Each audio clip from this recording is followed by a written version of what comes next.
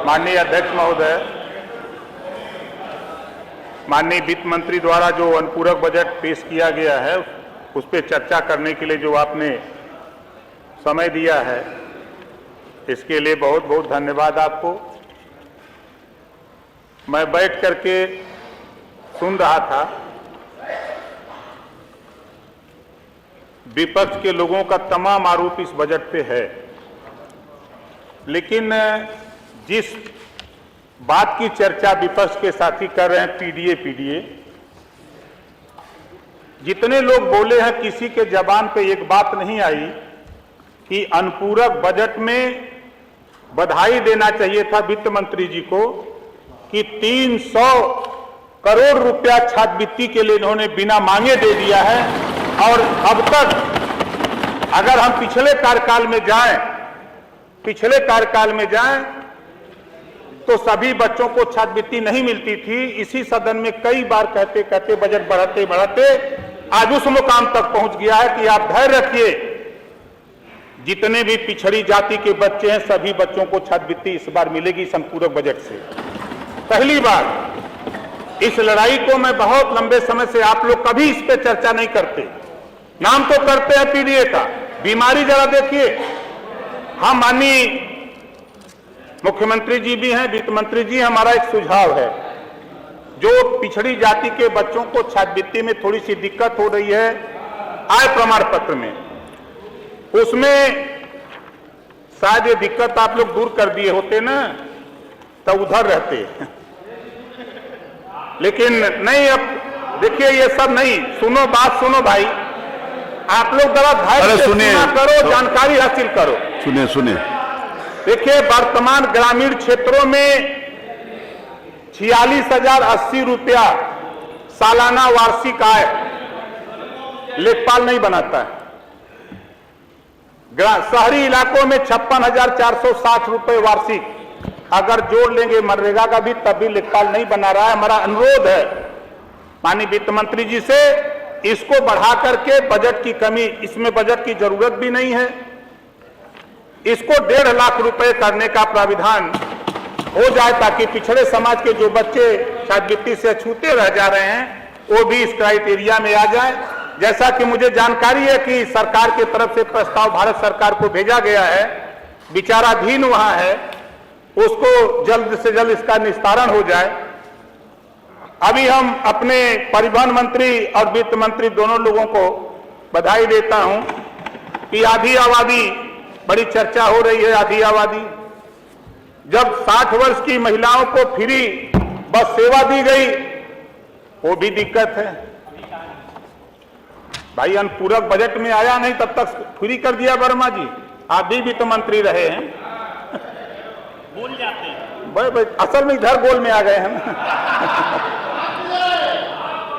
हम आपके सामने हैं, आपको पता नहीं है, आप लोग नए अखबार पढ़ते हैं, टीवी देखते हैं तो आपको पता क्या होगा। शायद आप लोगों को ये पता नहीं है कि अगर हम बोलेंगे तो आपको बुरा लगेगा। हम गठबंधन करते हैं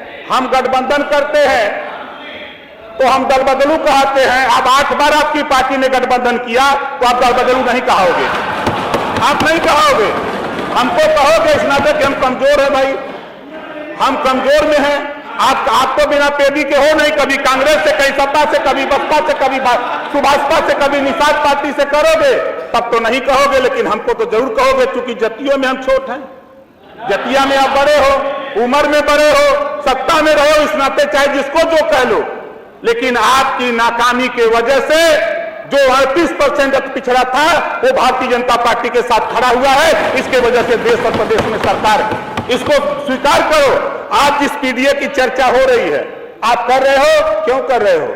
सत्ता थी तब तो पीडीए नहीं याद आया, तब जातिवार जनगणना याद नहीं आई,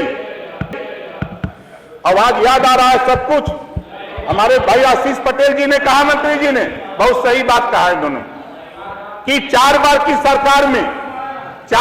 सरकार में एक बार भी सदन में, सपा की सरकार में एक बार भी जातिवार जनगणना की चर्चा नहीं हुई है।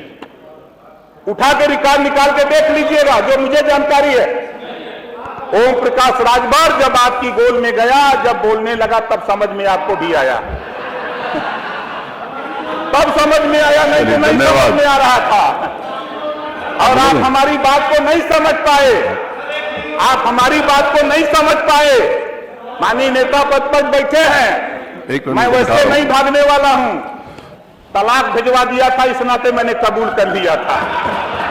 सामने बैठे हैं, धन्यवाद माननीय ओम प्रकाश जी, धन्यवाद। धन्यवाद सर। माननीय नेता प्रतिपक्ष। अध्यक्ष महोदय, मैं आपका बहुत धन्यवाद देता हूं। माननीय नेता प्रतिपक्ष, माननीय नेता प्रतिपक्ष श्री अखिलेश यादव जी।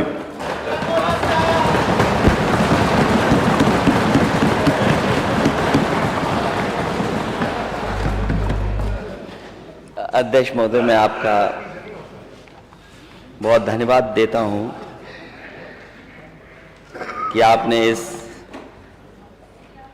सप्लीमेंट्री बजट पे मुझे बोलने का मौका दिया है।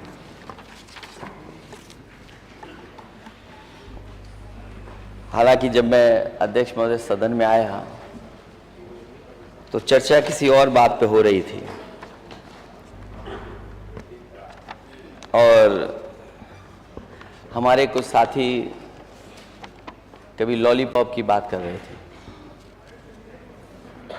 कुछ लोगों को लॉलीपॉप दे करके फिल इन द ब्लैंक की तरह बैठाया हुआ है उन्हें। इस तरह की तमाम खबरों को देखने के लिए सब्सक्राइब करें सिविल न्यूज़। हमें लाइक और कमेंट करना ना भूलें।